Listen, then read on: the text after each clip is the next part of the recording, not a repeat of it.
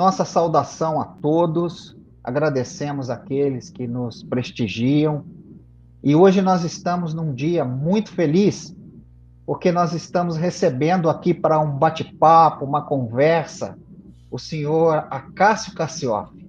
O senhor Acácio é um dos fundadores, evidentemente com uma outra equipe, da nossa instituição, o Grupo da Fraternidade Espírita Irmão Camilo, daqui de Araras, interior de São Paulo.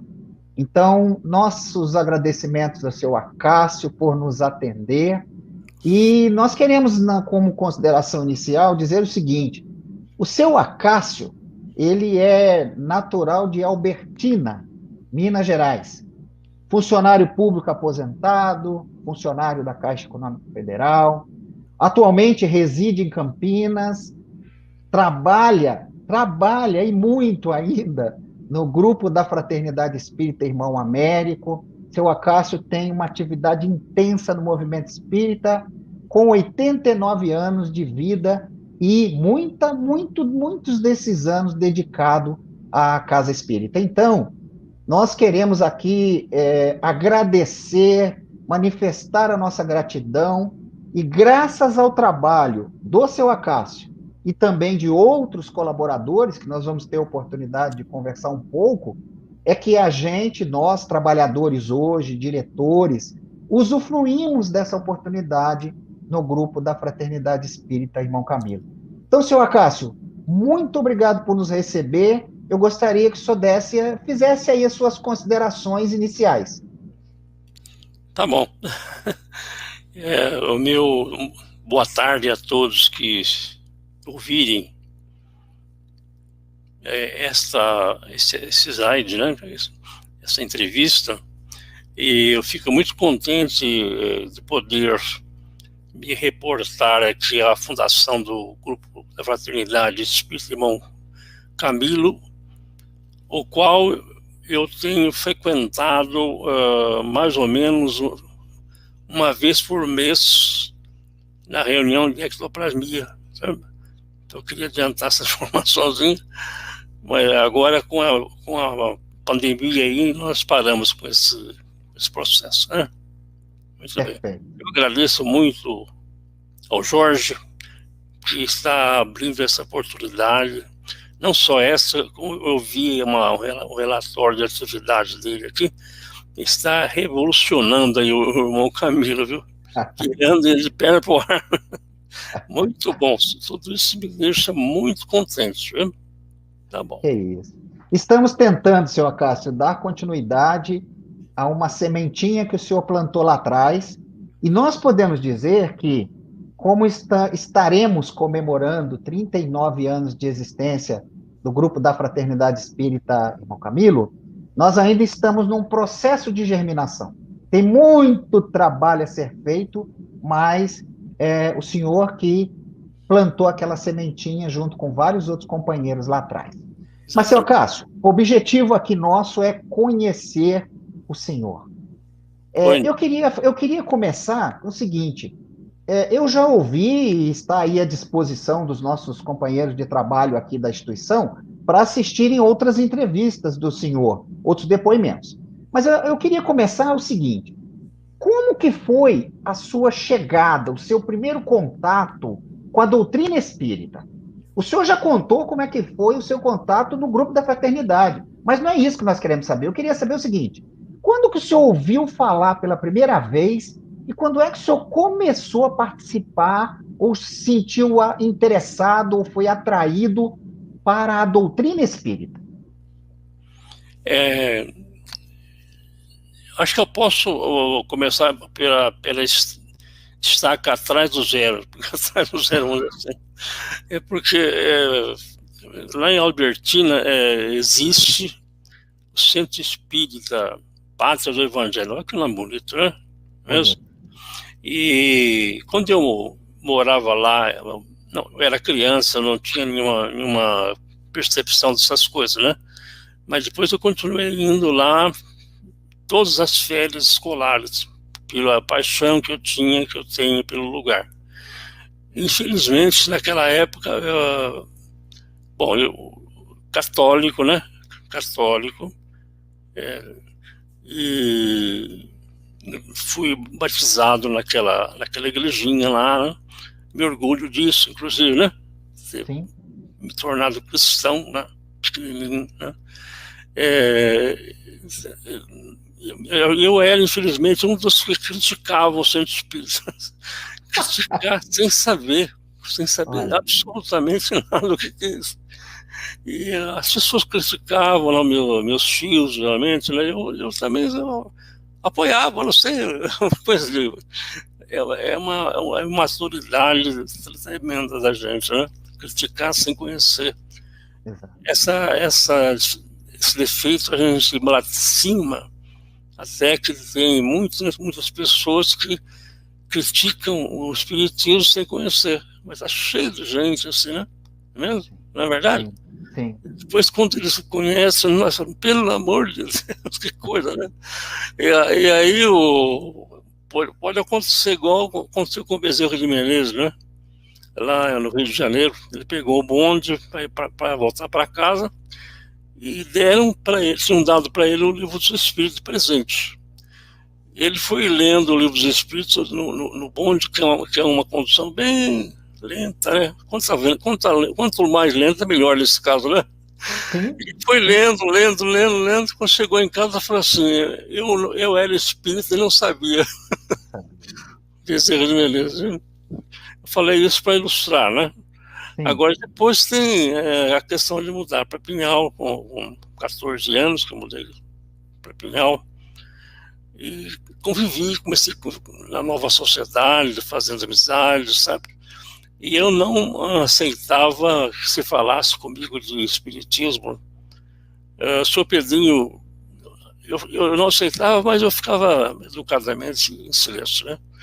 Então, o senhor Pedrinho Barbeiro é um que falava sempre comigo, ele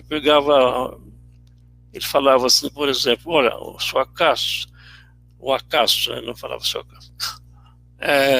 O espírito é assim, ele não tem matéria, então ele quer pegar essa navalha aqui, olha, tá vendo aqui? Ele não consegue. E o Andalécio Rinco, que também veio de lá, mudou para Pinhal, né? Quando encontrava comigo, ele falava também, eu ficava quieto, não despertava o menor interesse, né? E aí, até que a história de como eu comecei é um pouquinho comprida, né? Então, você não tem problema aí? Não. Aí eu já maduro, assim, eu resolvi estudar no Instituto Radiotécnico Monitor, o radiotécnico, né? Então fiz o curso radiotécnico junto com o Romildo Miranda, um amigo meu, né? E montamos um rádio, onde tinha, e o Manuel Barena, outro amigo meu, construiu uma caixa de madeira muito bonita, então tinha um rádio em casa, né? Entendeu? Desse jeito. E uma noite em casa, lá na Vila Moreira, quando eu morava lá, eu e minha mãe, no momento estava só eu e minha mãe, eu ouvi o Zarur falando, não conhecia o Zarur, né? Ouvi ele falando de uma forma muito bem falada, muito profissional, né? Explicando o Evangelho. Eu nunca tinha ouvido falar de Evangelho e nem muito menos dos seus conceitos, né? Que na igreja predominava o sistema de falar em latim, né? Mesmo naquela época. E eu me senti atraído assim pelo profissionalismo com que ele falava e também pelos conceitos que ele foi colocando, né? E ali aconteceu um fenômeno curioso, a minha mente abriu, como se tivesse trancado assim, né? Abriu. Passei a aceitar, conversar qualquer assunto, interessar por tudo, né? Entendeu? E lá no seu Pedrinho aconteceu a primeira vez uma demonstração disso, que eu fiz o cabelo e tal, e o seu Pedrinho, perguntei para o seu Pedrinho: o senhor fala sempre assim, espírito e tal, uma coisa assim, como é que eu faço para aprender o que o senhor está falando aí, né? Para conhecer isso aí. Você lê o Livro dos Espíritos, ele falou, né? Então, ele vendia os livros. Eu comprei o livro dos Espíritos e já fui para casa. Aí, quando chegou, acho que lá de madrugada, eu já tinha lido mais da metade do livro. Né? Porque aquilo Olha, foi uma coisa impressionante, né? Principalmente a reencarnação, sabe? sei. Porque eu era uma pessoa meio complexada, e pensei assim, que maravilha, então a gente vai nascer de novo, ter outra oportunidade. Então a reencarnação me impressionou muito, né? Tá? Que legal. Então eu abri a mente para ser espírita, aí o pessoal logo ficou sabendo, os amigos não ficaram sabendo, aí o seu Joaquim Tito Mota, que é meu vizinho, um dia me convidou para ir na sessão espírita, né? Então, eu vou responder já uma pergunta que você fez, qual é a primeira casa que eu frequentei, né?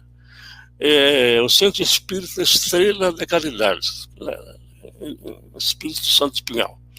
Então, aí, nessa entidade, eu fui assistir reunião mediúnica. Não era, se fosse uma reunião de estudo, eu teria gostado mais. Olha, Era uma interessante. reunião mediúnica no escuro, né? E eu senti, assim, com todo respeito a eles, né? Naquela época, hoje eu penso diferente, já sei que está tudo correto o que eles estavam fazendo, né? Aham. É, eu senti uma distância muito grande entre a teoria e a prática. Né? A teoria impressionava, maravilhava, né? E a prática me parecia um pouco frágil, assim, sem muita base, entendeu? Sei. Mas continuei indo ali algumas vezes ainda, várias vezes, continuei indo. E aí entra a questão da Caixa Econômica Federal, entendeu? Eu trabalhava na Caixa Econômica Federal e eu percebi que o meu gerente, o senhor Zé Travassos, né? Que ele desencarnou até em Campinas, o Zé Travassos, né? Ele era espírita, eu percebi que ele era espírita. Eu percebi também que a dona Elvira Domingues, uma amiga nossa, vinha conversar com ele no balcão, ficava lá no cantinho conversando com ele. Sempre o assunto era combinar uma reunião em tal lugar, essas coisas assim, né? E eu percebi que ela estava falando sobre o Elson Gonçalves Barbosa, de São João da Boa Vista, o grupo da Fraternidade Espírita Irmão José, grupo da Fraternidade José Grosso, Thiago da Prata, essas coisas assim, né? E aí eu já estava por dentro da coisa, eu já estava afim, né? E o Travasso também já percebeu que eu tinha mudado de comportamento também, né? Ele mesmo não era um gerente durão, assim, sabe? Pegava no pé, né? E depois que eu fiquei espírita, ele ficou no mesmo nível, ficou igual, né? Ficou muito bom. Ficou um dos maiores amigos que eu tive na minha vida, é o Zé Travasso. Né? E Como ah, surgiu, né? Foi isso aí, né? foi isso. E, Aí, posteriormente, eu vou dizer, não sei se eu posso responder adiantado as perguntas, né? eu queria ir conduzindo para que as pessoas nos entendam, né? Porque tem uma coisa assim, a primeira casa que o senhor entrou para frequentar, o senhor já disse uma coisa muito importante. Foi uma Hum, reunião mediúnica, uma reunião escura. O é, senhor depois, antes do José Travasso, o senhor chegou a participar de algum lugar com estudo? Só o estudo? Palestra e estudo? não, ainda não. Ainda não. Continuou frequentando as reuniões, que eram reuniões É, mediúnicas. exatamente. Eu começar a fazer estudo, prática, a ciência social espírita, visitação enferma, etc., veio depois. Depois. Depois. Então, Depois. não sei se Depois. quer falar essa parte, deixa para depois. É, é. O que eu queria saber é o seguinte: nessa época aí, quando o senhor começou a ter contato com a doutrina espírita, e quando o senhor, porque o senhor disse uma coisa muito importante para a gente saber, né? O senhor mesmo fazia críticas e a respeito do espiritismo, depois o senhor foi conhecer, né? Fui conhecer. Agora, depois que o senhor começou a ter mais contato com a doutrina espírita. E o senhor já começou a ler o Livro dos Espíritos, participar de reuniões mediúnicas, começar a participar do grupo da fraternidade. Eu queria saber o seguinte, essa é uma curiosidade, que principalmente os jovens, com certeza, vão querer saber. Ser espírita nessa época, seu Acácio, se dizer espírita nessa época, era completamente diferente de ser espírita hoje, não é? O que o senhor pensa disso? O senhor se dizia espírita abertamente, ou como é que era o espiritismo nessa ocasião? Nós devemos estar falando aí por volta de 50, 49, 50. Como é que era ser espírita 58. nessa época? 58. 58. Aí, olha, eu não tive preocupação com essa parte, com essa questão de relacionamento, de Certo. não aceitação do espiritismo, essas coisas, praticamente não tenho nenhuma lembrança, assim, de algum problema. Eu sou... Minha opinião até é que é a mesma coisa de hoje, já era a mesma coisa de hoje. Né? O senhor acha? Eu acho sim. Pelo Não, menos. não. Eu sei que em lugar, por exemplo, como Matão, né, por exemplo, onde tinha o Eurico Barçanufo, né, Sei. aquele grande espírita que muito ajudou o Brasil imprimindo livros, né, ele teve, assim, problemas graves, assim, de fazer uma procissão inteira em frente à casa dele para fazer uma ostensiva reprovação a ele, né? Coisa espantosa isso, né? Sim, uma procissão só para contra. Então, mas aí a minha mãe praticamente ela não fez nenhuma oposição, nem eu pedi para ela autorização para ficar espírita. Não houve nada necessidade disso, não, tá? Que bom, que bom. Mais tarde, com o tempo, ela mesma passou a gostar ela continuou católica, mas gostava das coisas, né, do espiritismo, tá? Interessante, interessante.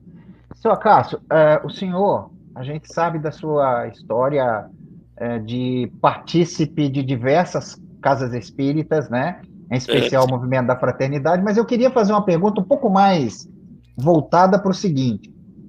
O senhor sabe que a causa, a doutrina, ela é mais importante do que a casa, do que o centro. É verdade. Agora, dentro do centro é que as coisas acontecem.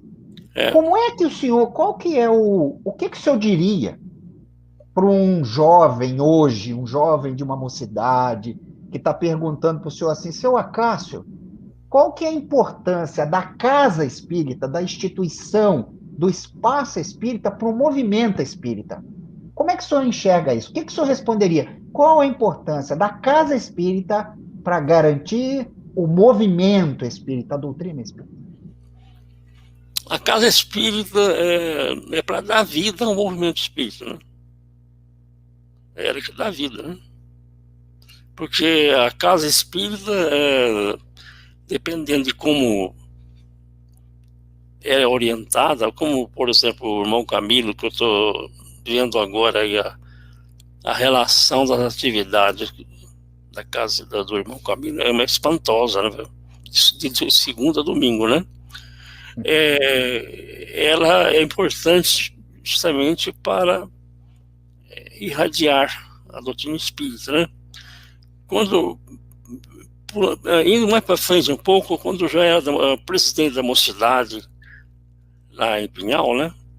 É a União das Mocidades Espíritas de Pinhal, né? Depois que eu fiquei um tempo convivendo com eles e tal, né? Participando, e acabaram me elegendo presidente. Então, na época eu fui presidente da mocidade, durante um ano inteirinho, eu fiz, por exemplo, o seguinte, eu comprei um gravador, né, do Geloso, italiano, de fita, e durante um ano eu convidava oradores de peso, assim, de conhecimento, para fazer palestra mensal na Associação Espírita Vicente de Paulo, onde o grupo da fraternidade de lá, né, que é o irmão Flacos, exercia suas atividades emprestado, né, com autorização do centro, né? Então, todo mês eu fazia, como eu vi uma palestra lá na Associação Espírita Vicente de Paulo, que o grupo Flacos lá ainda não tinha sede, né? E gravava a palestra e transcrevia, e o dono do jornal de lá aceitou que publicasse todas as palestras. Belo. Não publicou as palestras o ano inteiro. Maravilha. Certo? E depois eu parei um pouco, não sei por que aconteceu. Aí, inclusive, depois de uma série de palestras, umas 10, 12 palestras, uma senhora, que eu esqueço o nome agora, espírita, que escrevia para a Folha, né? Para essa Folha, ela escrevia uma página enorme, assim, uma página inteira, homenageando a Mocidade Espírita, a União da Mocidade Espírita de Pinhal, pelo trabalho que ela estava realizando. Entendeu? Olha, trabalho. Eu não guardei esse material, né? O senhor, na verdade, começou um movimento de divulgação da doutrina com os recursos que o senhor tinha, né?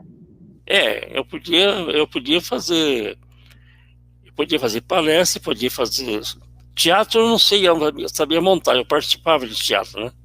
Perfeito. E também eu fiz uma coisa que eu fiz lá, que não durou muito, mas durou um certo tempo, foi um coral de 40 vozes para cantar músicas de teor espírita, né? Entendeu? Maravilha. Tá. Maravilha. Então, essas palestras foram fantásticas, assim, mas de efeito, sabe, na sociedade inteira, porque todos que recebiam o jornal liam a palestra, que não ia no centro, mas lia a palestra, né? O senhor falou uma coisa muito bonita, porque assim, o senhor disse, na casa espírita que o movimento espírita tem vida, né? É ali que ele é ali que ele acontece ali. E quando o senhor transcrevia... Ele tem vida no dia a dia de cada um. Né? Exatamente. Mas assim, melhor, assim, a priori, né? Ele realia o espiritismo. Vende livros, ele faz ciência social, sim, faz a opção de coisa, né? E quando o senhor tomou a iniciativa de registrar essas palestras, o senhor acabou expandindo as portas da Casa Espírita para as pessoas que não iam à Casa Espírita assistir as palestras, né? Não ia assistir, mas lia. Eu acho exato. que lia com muito gosto até. Exato. Seu Acácio, fala uma coisa para mim. Se chegar uma pessoa para o senhor hoje e falar assim, Acácio, eu estou começando a me interessar por esse tal espiritismo, e você deve ter lido algum livro aí que você me recomenda. Que livro o senhor recomendaria para uma pessoa que está, como aquele jovem lá atrás, que o senhor foi querendo descobrir? Que livros o senhor recomendaria? Jorge, é o seguinte, atualmente nós temos 2 momentos no espiritismo de muita força, né? Quando apareceu Kardec, codificou a doutrina de uma forma espantosamente maravilhosa, perfeita, e temos o trabalho maravilhoso, imenso do Chico Xavier, né? Perfeito. Mesmo. Então, se fosse antes do Chico, vamos dizer assim, eu aceitaria automaticamente a codificação espírita inteira, né? Mesmo. Mas daria, por exemplo, livros espíritos, né? É o principal que me dá, né? Mas aí, agora, uma coisa espantosa que movimentou o mundo espírita brasileiro é o Nosso Lar, do André Luiz, né? Esse livro aí, ele rasgou um véu imenso aí, né? Véus e mais véus foram rasgados ali. Sim, sim. Descreveu minuciosamente a vida em si. Até nomes, casas, costumes, tudo, né? E eu acho até que eu não tenho um conhecimento disso, mas eu tenho a impressão que muitos espíritos daqueles mais arraigados, que é o mais apegado do Kardec mesmo, acho que levaram um choque quando leram o Nosso Lar, né? Mas esse choque foi amainado com o tempo, acostumou com aquela ideia que o espiritismo tem casa, no espaço tem casa, tem família, tem tudo, né? O espiritismo, previsto pelo próprio Kardec, ele viveria um período de impacto, chamamento de atenção pelas questões de ordem prática, mas depois ele iria se movimentar na sociedade, mexendo com o conhecimento, com a cultura, com a expansão de informações, né? O Chico, o trabalho extraordinário, os romances de Emmanuel, que a gente chama de romance, mas são verdadeiras descrições, né? Quando você pega um Paulo Estevão, não é? Quando você pega uns 50 anos depois, quer dizer, tem muita obra extraordinária que acabou expandindo.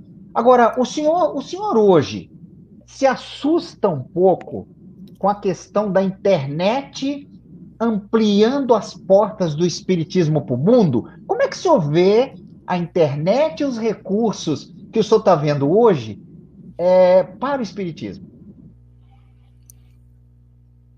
É espantoso o fenômeno, né? É espantoso. Porque você agora faz uma reunião. Nós temos uma reunião aqui, que a ectoplasmia, por exemplo, né? Nós temos aqui quinta-feira uma pública, né? Por exemplo, né? Vou começar por aí, né? Eu tenho mais ou menos 160 títulos guardados para mim. Todos eles recebem o convite para a palestra de quinta-feira em várias partes do Brasil, né? E pode se dar o luxo de assistir a palestra sem sentar em casa. Quer dizer, já imaginou a expansão que Deus? Não é verdade?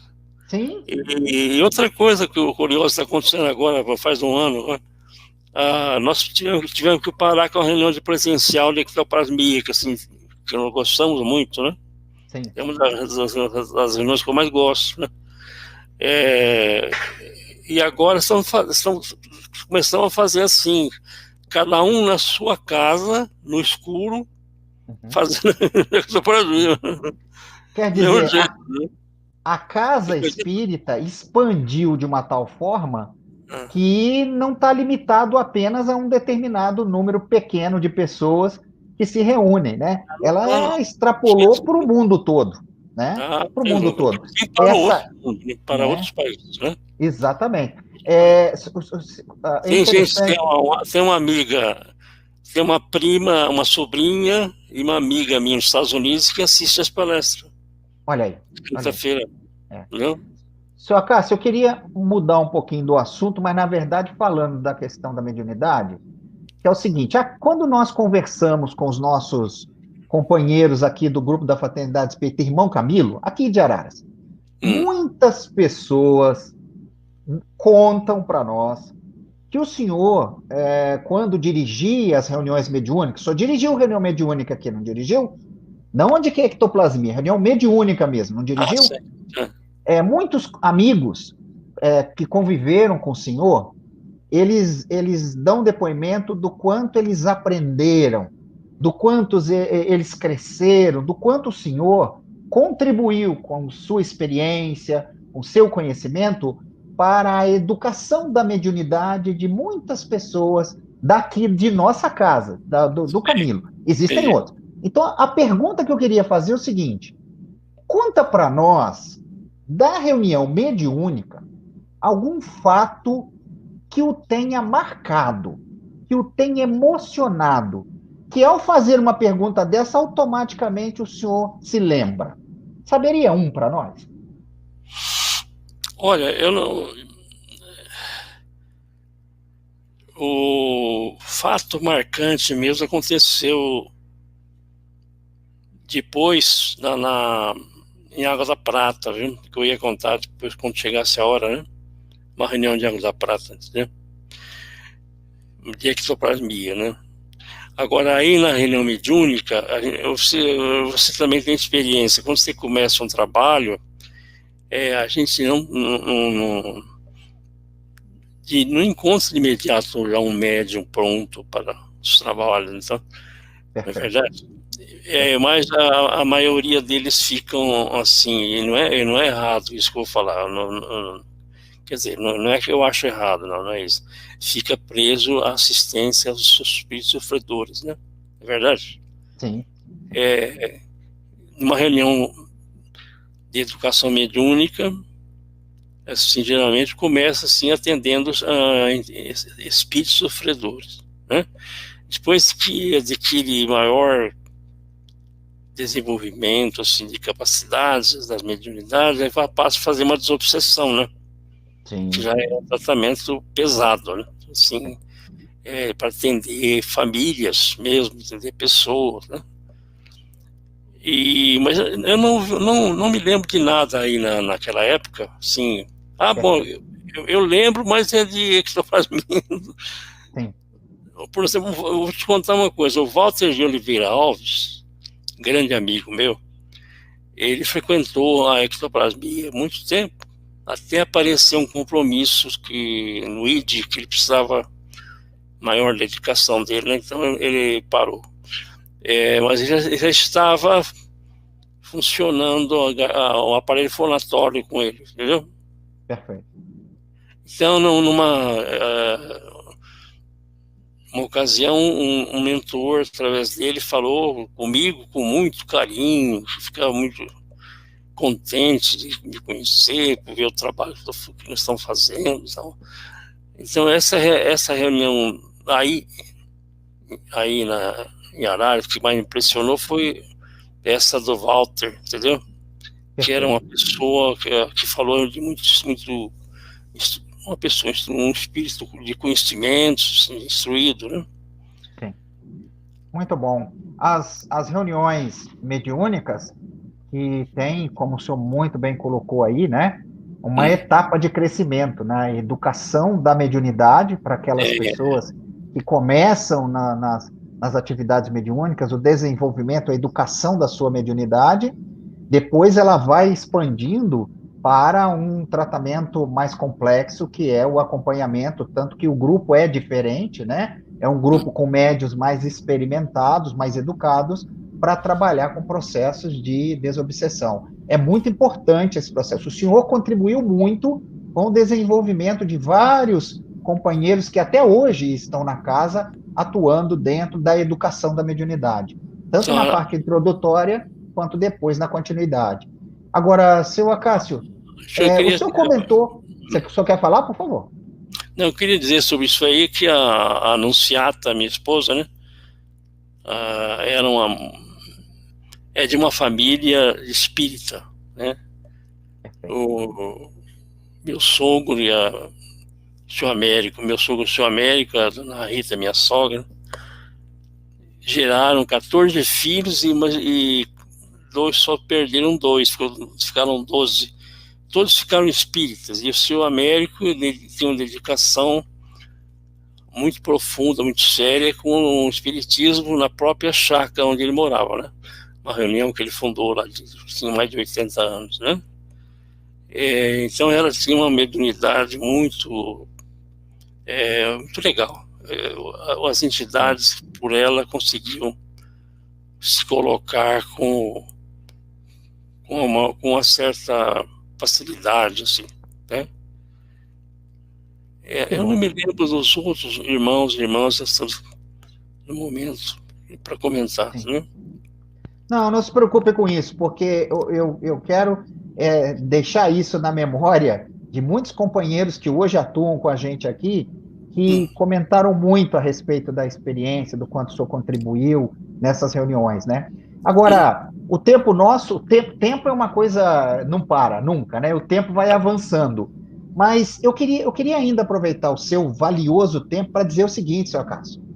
O senhor leu aí, porque eu compartilhei com o senhor, as atividades que o grupo da Fraternidade Espírita Irmão Camilo vem desempenhando, que na verdade são atividades não muito diferentes de todas as casas.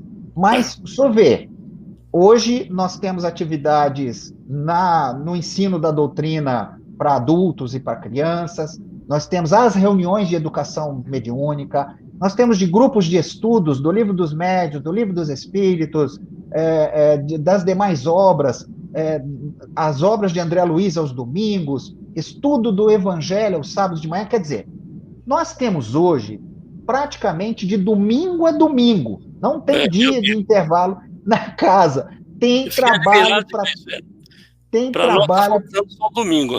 Exatamente, nem domingo não tem folga. Até domingo tem trabalho. É de domingo a domingo, a verdade é essa. Nós temos, graças a Deus, trabalho todos os dias. E aí, a pergunta que eu preciso fazer para o senhor, eu preciso fazer essa pergunta.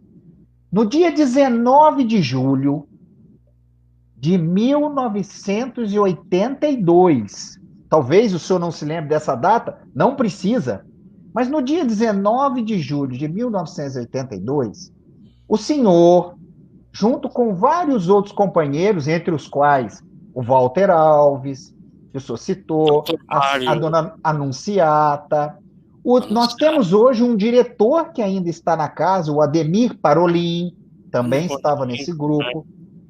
Nesse dia, que é o dia que vocês assinaram a ata de fundação do grupo da Fraternidade Espírita Irmão Camilo, a pergunta que eu quero lhe fazer é o seguinte: o senhor imaginava, depois de ouvir tudo isso que a gente está compartilhando com o senhor, de trabalhos que a casa está desenvolvendo agora, depois de 39 anos, o senhor imaginava que ia acontecer isso? O que Não, se passou? Não, de jeito nenhum. Não imaginava, não, viu? A gente... o trabalho nosso era... Para ser honesto, eu sempre... Todo o grupo que eu fundei, comecei com a ectoplasmia. Eu gosto muito, né? Perfeito. Da ectoplasmia, a gente ia para a reunião pública, né? Organizava a reunião pública. E depois uma reunião de educação mediúnica. E nós conseguimos organizar a obsessão também, que já é bem antiga. Mas as atividades do grupo, até eu escrevi aqui para lembrar, se o senhor quiser eu posso falar. O grupo América é outra coisa, né? É outro assunto, outro grupo. Sim. Então, me parece que lá em Araras, a gente fazia isso, né? Reunião de estudo, né? Começamos a fazer reunião de estudo, reunião de educação mediúnica, de obsessão, reunião pública e ectoplasmia, era o que existia, né? E é muito importante que o senhor saiba que dessa iniciativa de vocês, hoje a gente tem grupos de pessoas que atuam na atividade de assistência social, fazem roupinha para os bebês, fazem um atendimento às famílias carentes. Cada final de mês, uma vez por mês, aos sábados, é feito um almoço para as famílias vulneráveis que vêm à instituição. Tem a evangelização das crianças para esses grupos, tem a evangelização das crianças para as pessoas que frequentam normalmente a instituição. Ou seja, vocês lançaram uma semente que, graças a Deus, graças ao trabalho de vocês no primeiro momento e dos voluntários atualmente, tem que ter o nosso reconhecimento, a nossa gratidão, e é isso que a gente queria manifestar. Nós queríamos que, em nome dos diretores atuais, dos trabalhadores, porque eu estou tendo a oportunidade de trabalhar numa instituição que o senhor, junto com todo esse pessoal lá atrás, teve a iniciativa de dar o pontapé inicial, de lançar a semente, de começar. Então, a gente tem que ser muito grato a vocês. Estamos manifestando isso através do senhor, que foi um articulador, mas toda a equipe, né? Toda a equipe. É verdade, sim. Né? Seu Acácio, já partindo mais ou menos para o final, antes ainda do senhor fazer aí as suas considerações, eu ainda queria fazer uma outra pergunta. Olhando para trás, o seu Acácio hoje, com 89 anos, recordando um pouco das suas experiências com a doutrina espírita, o senhor seria capaz de compartilhar conosco o que significa o espiritismo na sua vida, o espiritismo? Quando eu li essa pergunta que você me mandou, nesse teor aí, eu pensei assim, eu até me aposentei mais cedo para trabalhar para o espiritismo. Quer dizer, eu não posso dizer mais, né? Cheguei até a antecipar a aposentadoria, que realmente aconteceu, aposentei em Arara mesmo, né? Para ficar mais disponível, porque o nosso trabalho de movimento das fraternidades, esse movimento aí que tem no nome das duas palavras, realmente é real, é movimento. É movimento. Movimento não. É viajar. Dá trabalho. É movimento. Então, de forma que eu até perdi um pouquinho da lembrança que eu estava falando. Como seria o seu Acácio sem o espiritismo? Pois é. Seria uma pessoa deprimida, né? Uma pessoa obsedada, não sei. Valeu a pena o espiritismo. Valeu a pena. Eu, por exemplo, tenho assim, eu trabalho sem parar, não assim, trabalho desesperado, assim, eu trabalho sem parar de manhã, de tarde e de noite, né? Perfeito. Eu não paro, né? Então, ou qualquer coisa que você faz assim, pegar um telefone, ligar para um amigo, uma pessoa, é trabalho também, desde que seja com a intenção de ajudar, né? Não é isso? Sim. Então, eu tinha assim, ocupação assim, constante, né? Perfeito. Tá? Perfeito. Bom, a minha família toda ficou espírita, que são 5 filhos, né? Viu? 5 filhos. 5 filhos. Ficou espírita. Espero que os netos fiquem também, né? Vamos ver. Bom, seu Cássio, é o seguinte, eu, de novo, quero deixar registrado, então, os nossos agradecimentos, o agradecimento pela atenção que o senhor está nos dando, compartilhando conosco. Nós queremos depois compartilhar essa nossa conversa com a juventude do irmão Camilo, os trabalhadores, os voluntários, todos vão ter a oportunidade de ouvir o seu depoimento, a quem nós queremos deixar aqui mais uma vez os nossos sinceros agradecimentos. E a gente precisa reconhecer o trabalho das pessoas, não para elevação, para vaidade, não é para isso. É só para estimular e para dizer o quanto foi importante o trabalho de vocês lá atrás. Então, já assim, partindo para o nosso encerramento, porque o tempo passa muito rápido, eu gostaria de deixar o senhor com as suas considerações finais, o que o senhor quiser deixar de mensagens para os trabalhadores aqui da nossa casa, do grupo da Fraternidade Irmão Camilo. E também eu queria pedir que o senhor, após essas suas considerações finais, fizesse a prece de encerramento para nós, que na verdade é um agradecimento de todos nós, nas suas palavras, por 39 anos de existência dessa casa que nos abriga hoje. Então, a palavra é sua. No livro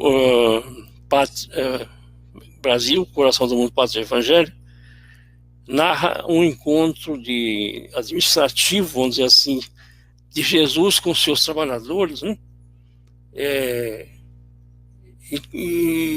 Inclusive com o irmão Ismael, que é o governador espiritual do Brasil, né?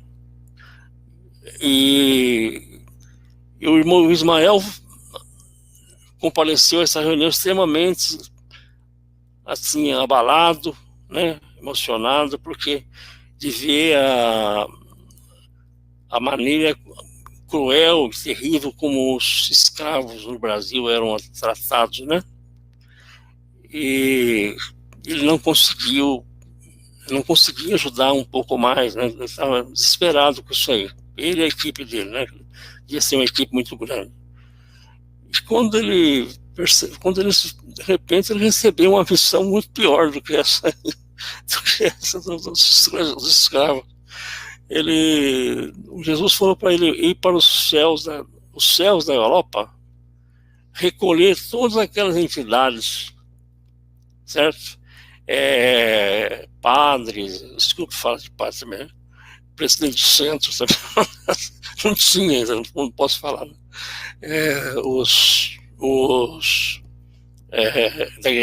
Imaginou da Inquisição, das Cruzadas, da Revolução Francesa, da Noite de São Bartolomeu. Reúne tudo, leva tudo para o Brasil. Leva tudo para o Brasil, e veio mesmo. Leva tudo para o Brasil.